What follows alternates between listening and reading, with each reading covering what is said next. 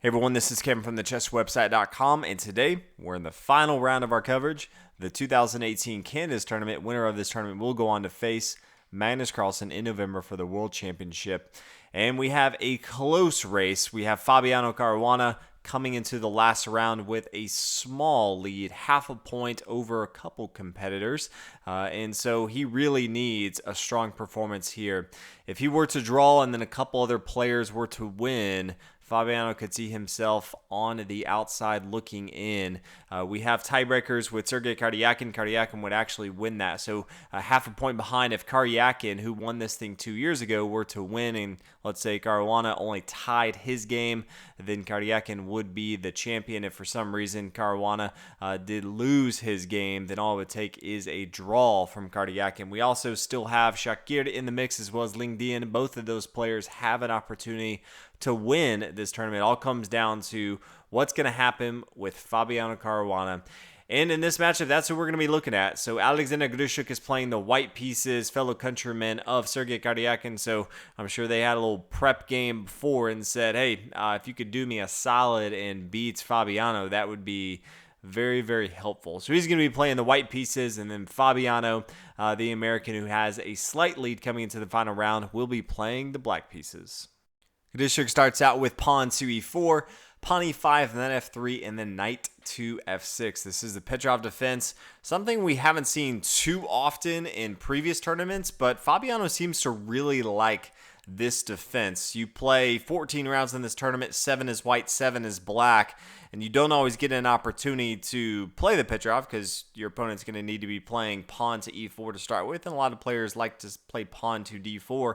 But of the 7 games Fabiano's played in this tournament as black, 4 of them have been the Petrov defense. So something that he is familiar with and prepared for specifically for this tournament. Now we see pawn to d4. Usually the main line has been knight to e5, pawn to d6, knight back here to f3, and then after knight takes on e4, then there's going to be some variation. We could just see the pawn moving forward here. Knight to c3 has been fairly common. But in this particular game, we see the Steinitz variation. That is pawn to d4. Black has options. Could take either pawn. Knight to e4 is valid. Pawn takes on d4. Both of those are completely fine. We have Fabiano deciding to take with his knight here on e4. Pawn recaptures, and from here the main line would be bishop to d3. Just attacking the knight right here, but decides to go and take here on e5. Pawn down here to d5, knight to d2, and after the knight takes, we have a recapture here with bishop takes on d2, and then e7, getting rid of the castle on the king side if Fabi wants to. Bishop here to d3, same thing, getting rid of the castle on the king side if he wants to. Pawn to c5, pawn up here to c3. A lot of different variations that white can go to from here. Could push even further if you want to. Castle on the king side. Decided to go ahead and play pawn up here to c3. Now knight to c6, just development move of the minor pieces towards the center of the board. Castle on the king side, bishop down here to g4, pinning down this knight to the queen on d1. Rook here to e1, queen to d7. This does open up the opportunity for black to castle on the queen side, but I would guess that Fabiano, knowing that the worst case is he needs to draw this thing, did not have as good experience castling on the queen side with a lot of air in front of his king. So I still think that with this queen here to d7, he's just getting that involved into the game, not necessarily looking to castle on the queen side. Pawn here to h3, forcing the bishop come back here to h5. Bishop up here to f4, getting it more involved into the game, protecting this pawn. This knight here on c6 is attacking it. Yes, this knight here on f3 is defending it, but since it is being pinned down by this bishop here on h5, do want to add another layer of protection. So bishop up here to f4, and now queen to e6, adding another attacker on the square here on e5. White plays pawn to a3, castle on the king side, pawn up here to b4, pawn to a6, just solidifying the square here on g5. Bishop comes back here to g3, still controlling this long dark square diagonal as well as the pawn on e5, and then pawn to b6. So solid opening from both sides. All things look fairly equal. They have the same amount of material, same type of material as well, and no side has a clear advantage as far as how they are going to attack. Knight here to d4 is where Alexander Grischuk gets pretty creative as far as how he wants to continue. And this is a fairly good move, but something he did not have to make. If you look at it immediately, it looks kind of weird because just the pawn could take it. But you also have to keep in mind that, if the pawn takes here on d4, that knight was being pinned down. So all of a sudden there is an attack going on with this queen here on d1 and this bishop up here on h5. So the queen could take a pawn to g6 if you want to attack the queen. Gobble up this material here on h6 if you want to. You can now gain material on c3 and starting to push forward with a passed pawn, but black really doesn't want to have to deal with this queen over here on the king side of the board. So instead, Fabiano decides, I don't want to worry about your queen. I want to simplify things. Again, he wants to make sure that worst case, he does get a draw in this game. So bishop down here to d1. Knight takes the queen. Definitely want to take the queen back.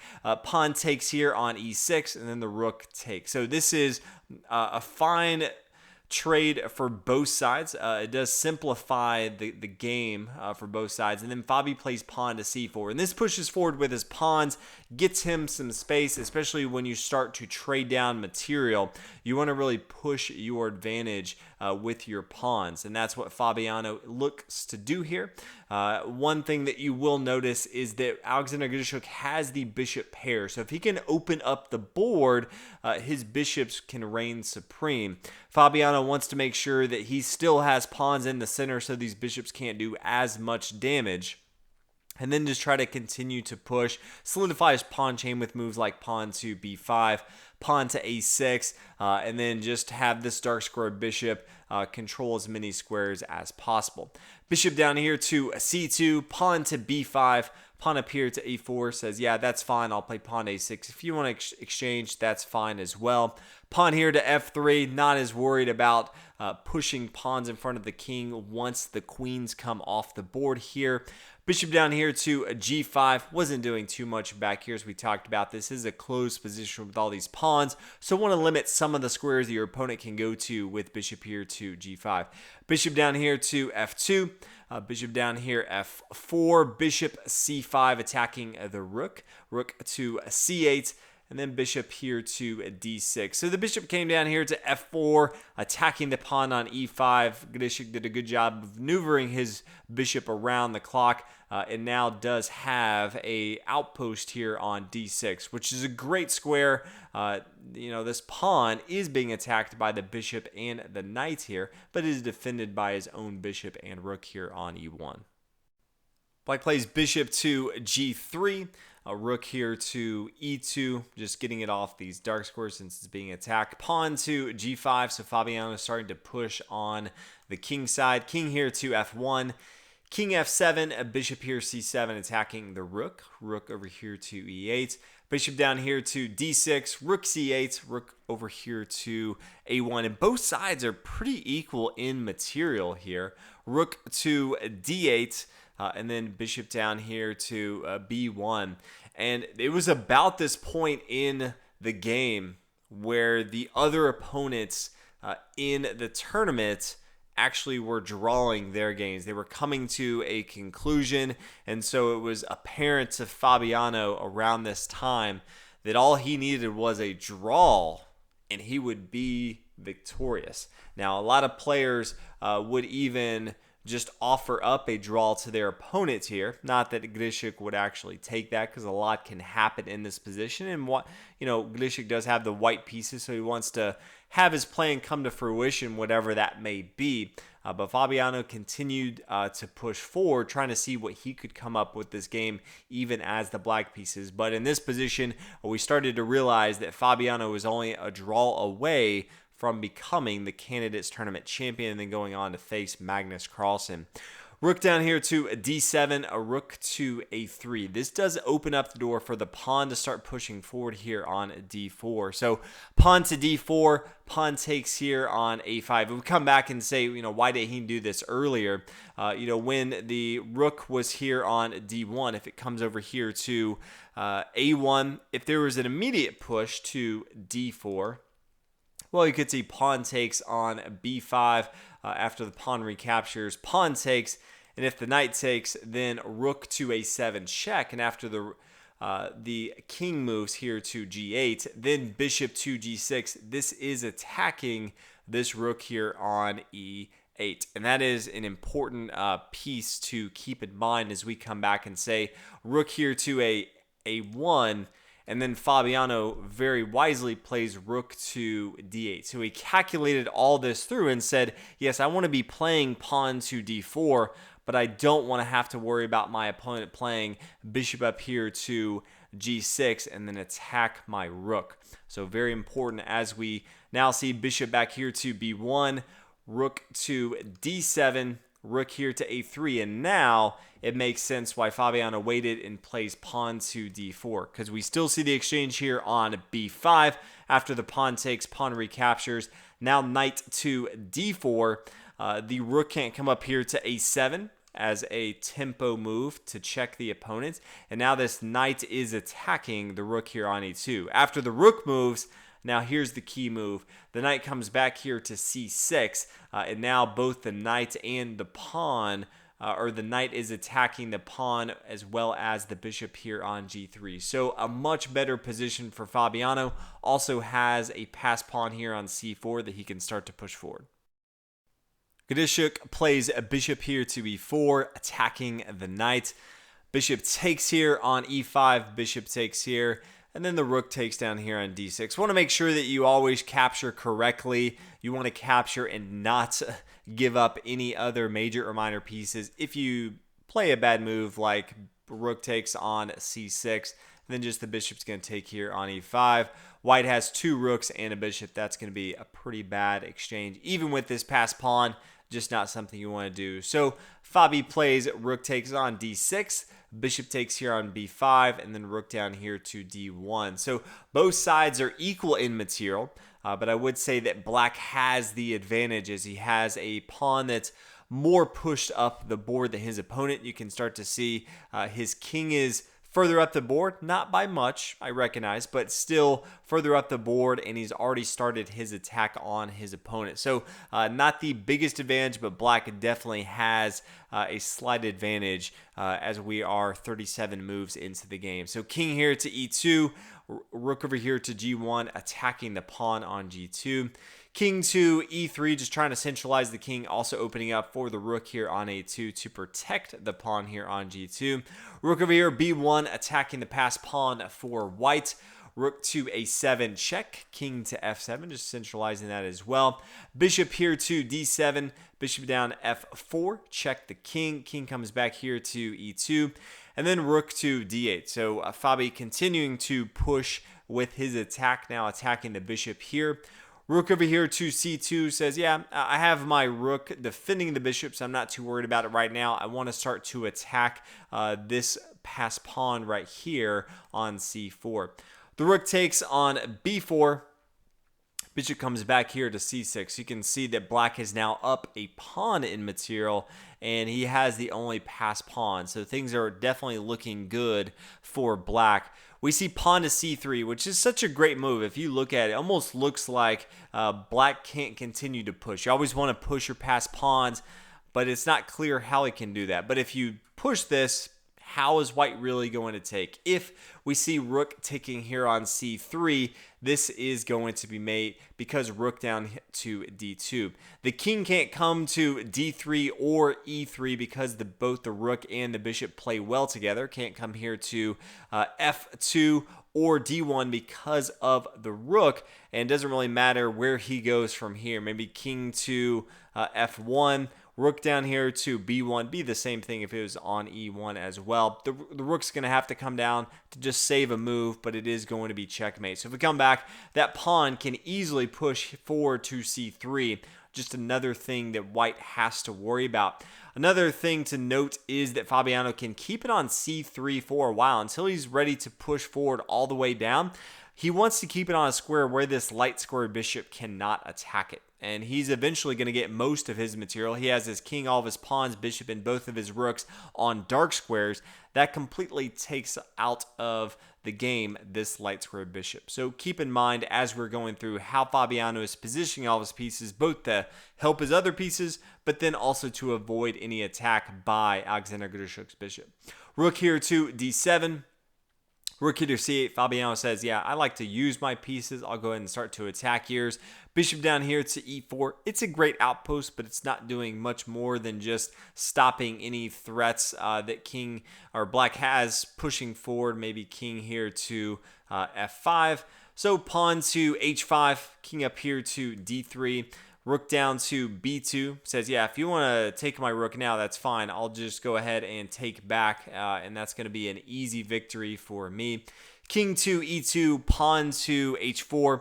Rook down here to d1, king to e5, rook to a1. So both sides just maneuvering a little bit more.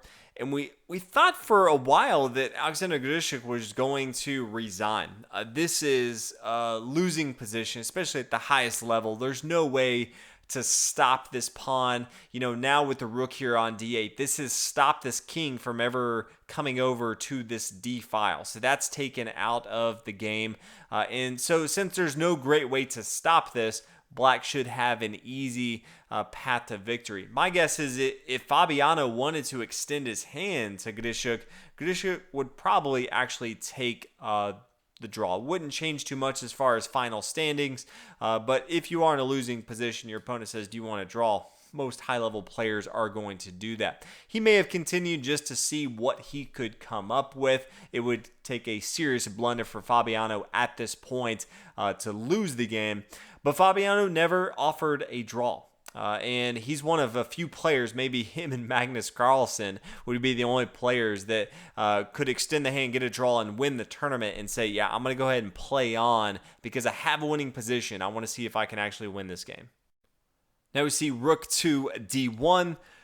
Rook over here to b8, adding protection on the b file. Bishop down here to d2, so this is a great outpost. The whole game's about this setup right here. And so while the outposts usually want to have in the center control a lot of the board, if a lot's not going on the rest of the board, you really just want to control where the action is. That's what that bishop does. Rook up here to a6, attacking the pawn on e6. Sure. Rook over here back to d8. Rook to c6, attacking the pawn. Rook down here to b1. And then king to f2. It doesn't do any good if, let's say, white decides to take that pawn. Because rook over here to e1 check. The king moves, and then just the bishop is going to take that rook. Maybe the rook takes, and then rook over here to a1. Black has the same amount of pawns, but he has two rooks against a rook and a bishop going into the endgame. That's an endgame that most high-level players are going to be able to do very, very easily. Fabi being clearly one of those players. So king to f2, rook over here to a1. Then rook down to c4, rook to d4. So just pressing his advantage slowly and surely. No way to really get out of this from white's perspective. Rook up here to c8, rook to b4, king over here to e2, king to f4, and can eventually get it to g3. No way to really do anything with this light square bishop. This rook here on c2 can't move, and so it really comes down to this rook on c8, and he can't really stop this king from doing much at all. So the king comes here to f2 from stopping the king down to g3, rook down to b1, rook to f8 check, king up here to e5, which is completely fine, bishop down here to d3, rook to b2, king over here to e2, rook to e1 check, king comes back, now says, yeah, you're going to have to exchange because I have trapped your rook right here. So there is an exchange, pawn takes, And now the pawn just waits for his opportunity to come over here and promote to something. You promote to a queen, your opponent has to take that, then you just have traded a bishop for a pawn. That's not something you want to do in the endgame. So the rook has to swing over here to b8, and white's material is just sitting there having to protect, where black can start to attack on the king side of the board. Too many weaknesses for white to deal with. Bishop here to c3, bishop to e4, bishop d5, king to e2. This does open up the door for the king to start getting involved into the action. Rook down here to b4, pawn to e5. So now all the material you can see for black is on dark squares. So it really just comes down to, what is this rook going to be able to protect from white's point of view. Rook back here to b7, king to g3, and now attacking this square here on g2. The king can't come back here to f1 because of the rook. And in this position, white realized it's all going to fall apart, can just start gobbling up all the material. There's no way to stop it. And so Grischuk resigns. Fabiano, when he didn't even need to, gets the victory. In round 12, he loses the Sergei Karyakin, and it looked like he was not going to be victorious. Similar to 2 years ago, he had it in his grasp and then let it slip away. In this one, he won the last 2 games in the tournament. Even the last one, we just needed to draw. He fought for the victory, and that's exactly what he got as the black pieces. So congratulations to Fabiano Caruana, an American going to be representing the United States in the World Championship in November, something America has not had for over 20 years. So that's going to be exciting for those players that were rooting for Fabi. This is a huge day coming. We're going to have two 20-something-year-olds facing off in the tournament in November. So excited for that one. We do have some months in preparation, many tournaments before that we'll be covering. But hopefully, guys enjoyed a fantastic Canada's Tournament 2018. One of the best tournaments I remember covering for some time now. So thank you for everyone that watched throughout all the coverage that I put together. And I look forward to seeing you in the next tournament. Thanks again. Bye.